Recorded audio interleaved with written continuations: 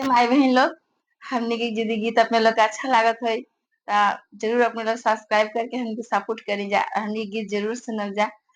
शंकर भगवान के सावन महीना में सीता मैया पूजा करे गए हन, वही के बारे में वो गीत है, जरूर सुनल जा अपने लोग। जानकी जे चलेली शिव के पूजनिया हो कि हाथवे ले लीना, पूजे गौरी गणेशवा हो कि हाथवे ले लीना, पूजे गौरी गणेशवा हो कि हाथवा ले लेना। जानकी जे चलेली शिव के पूजनिया हो कि हाथवे ले लीना, पूजे गौरी गणेशवा हो कि हाथवे ले लीना, पूजे गौरी गणेशवा हो कि हाथवा ले लेना। खोल खोल शिवा अपने मंदिरवा हो कि हम पूजब ना, हम गौरी गणेशवा हो कि हम पूजब ना। खोल खोल शिवा अपने मंदिरवा हो कि हम पूजब ना, जे गौरी गणेशवा हो कि हम पूजब ना।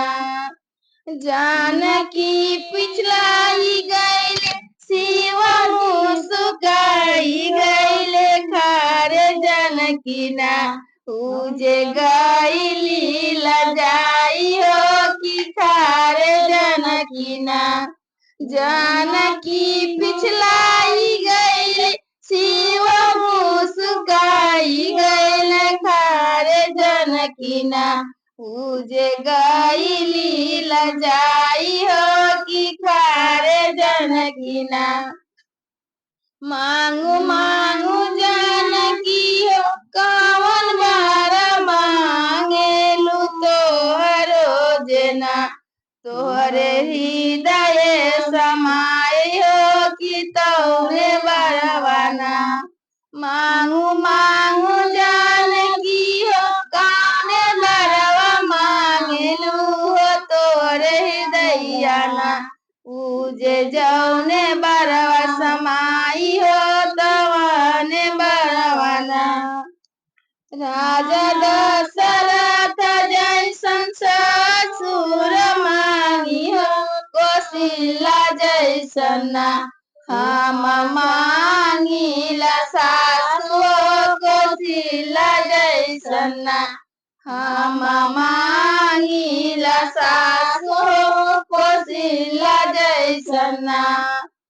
रामचंद्र जैसन पति हम मांगियो कि लक्ष्मण जैसन ना, हम मांगिला देवरवा हो कि लक्ष्मण जैसन ना, हम मांगिला देवरवा हो कि लक्ष्मण जैसन ना।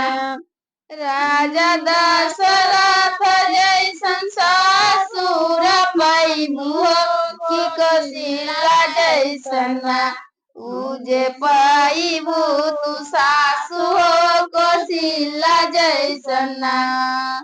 रामचंद्र जैसन पति जे पैबू हो कि लक्ष्मण जैसन ना, पूजे देवरो जे पैबू हो कि लक्ष्मण जैसन ना, पूजे देवरा जे पैबू हो कि लक्ष्मण जैसन ना।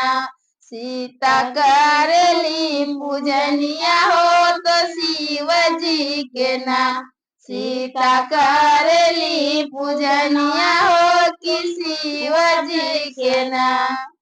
शिव जी के संगवा सीता गौरी गणेश पूजली नीति दिनवाना, सीता गौरी के जे पूजली हो नीति दिनवाना।